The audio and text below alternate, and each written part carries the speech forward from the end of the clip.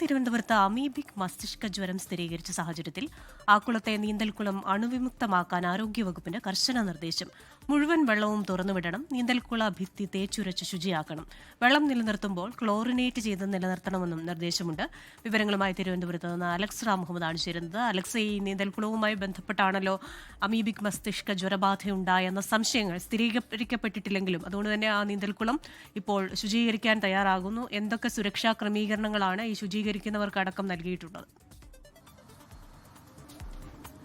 Christina, Poovar സ്വദേശിയായ 17കാരനും 3 സുഹൃത്തുക്കളും ഇക്കഴിഞ്ഞ ഓഗസ്റ്റ് 16-നാണ് തിരുവനന്തപുരം ആക്കുളം ടൂറിസ്റ്റ് വില്ലേജിലെ സ്വിമ്മിംഗ് പൂളിൽ കുളിച്ചത്.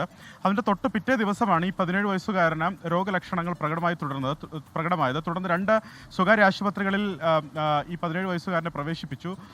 ഇന്നലെയാണ് 17 വയസ്സുകാരൻ അമീബിക് മസ്തിഷ്ക ജ്വരം സ്ഥിരീകരിച്ചത്. മറ്റു 3 പേർ നിരീക്ഷണത്തിലുണ്ട്. പക്ഷേ ഇവർക്ക് രോഗലക്ഷണങ്ങളൊന്നുമില്ല എന്നുള്ളത് ആശ്വാസകരമായ കാര്യമാണ്.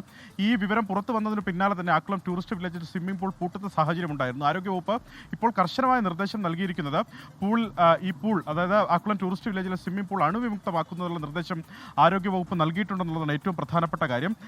അത് അണുവിമുക്തമാക്കുന്നതിന്റെ ഭാഗമായി മുഴുവൻ വെള്ളവും ആദ്യഘട്ടത്തിൽ തുറന്നുവിടണം. അതിന്റെ ഭിത്തികൾ, നീന്തൽക്കുളത്തിന്റെ ഭിത്തികൾ തേച്ചുരച്ച് ശുചിയാക്കണമെന്നും പിന്നീട് വെള്ളം നിലനിർത്തുമ്പോൾ ക്ലോറിനേറ്റ് ചെയ്ത് നിലനിർത്തണമെന്ന നിർദ്ദേശം ജില്ലാ ആരോഗ്യ വിഭാഗം ഈ ആക്കുളം ടൂറിസ്റ്റ് വില്ലേജ് അധികൃതർക്ക് നൽകിയിട്ടുണ്ട്.